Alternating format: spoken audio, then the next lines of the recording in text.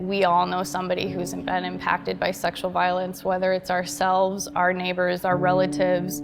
I truly believe we should all be able to talk about it because it thrives in silence and it thrives in the darkness. And so the more that we as a community can talk openly about how hard it is, how traumatic it is, I think the safer spaces will make for survivors in the long run. So when we talk about that, we're breaking down barriers for people coming forward and experiencing that healing path.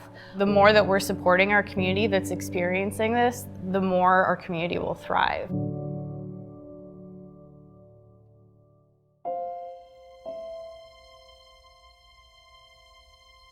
I am Alicia Blazovic. I'm a registered nurse and I am a sexual assault nurse examiner. I'm Mel Alvar. I'm the Safe Harbor Regional Navigator at Pavsa for Northeast Minnesota. I'm Colleen Smith and I am a volunteer advocate here with Pavsa. Pavsa is the program for aid to victims of sexual assault. Our mission is the elimination of sexual violence in southern St. Louis County. And with Safe Harbor, we actually get that greater reach and being able to provide those kind of technical assistance services further than just southern St. Louis County. We've been in the Duluth community for over 40 years as a rape crisis center, and we've really been able to grow our services from emergency medical forensic exams, crisis line, hospital advocacy, therapy, groups, and then of course that immediate crisis response, being able to meet with an advocate and go to court with folks and just present their options for any time after a sexual assault or experience of sexual violence happens, including exploitation and trafficking. So we're on call from 4:30 when the office closes to 8:30 in the morning. We'll get a call from our staff backup and they'll say, you're heading to this hospital, it's the sex of this person and their age. And that's usually all you know going into the situation. So you show up at the hospital and they let you know where you're heading and you walk in, and my sales pitch is kind of that I'm here from Pavsa, do you understand what Pavsa is? If it's a yes or a no, I usually explain it, and I state I'm here for you. I'm only here for you to make sure you get the care that you need, answer any questions, make sure your voice is being heard, and then we kind of take it from there.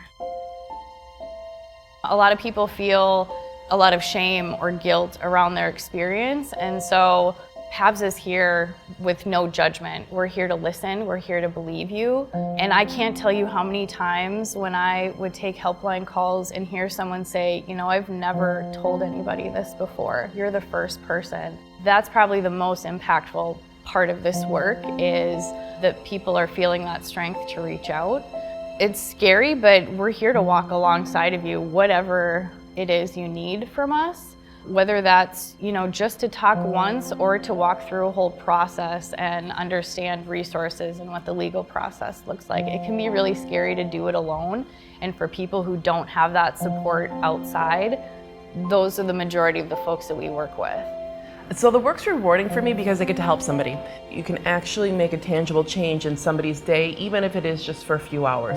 I know that I'm not changing their life or erasing the circumstances of why they've come in for a sexual assault exam, but I know that we can have a few hours with somebody that you can sit in the room with and trust in the emergency room. I'm gonna listen to you and believe you, and I'm gonna get you what you need, whether that be a warm blanket or something to eat or just time to be quiet for a while.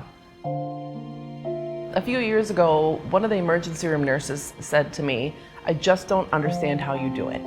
And I said, I don't know what you mean. She said, when these people arrive to the emergency room, they're distraught, they're in tears, they don't want to talk to us.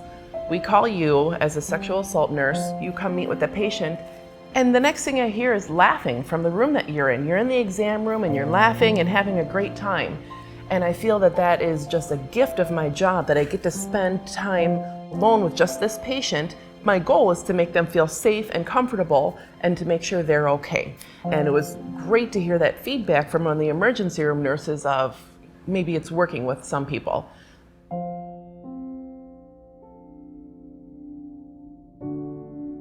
If these are things you've never heard before, if it makes you uncomfortable to think about this happening in your community or that it could be happening next door, sit with it for a minute. Don't turn away from it.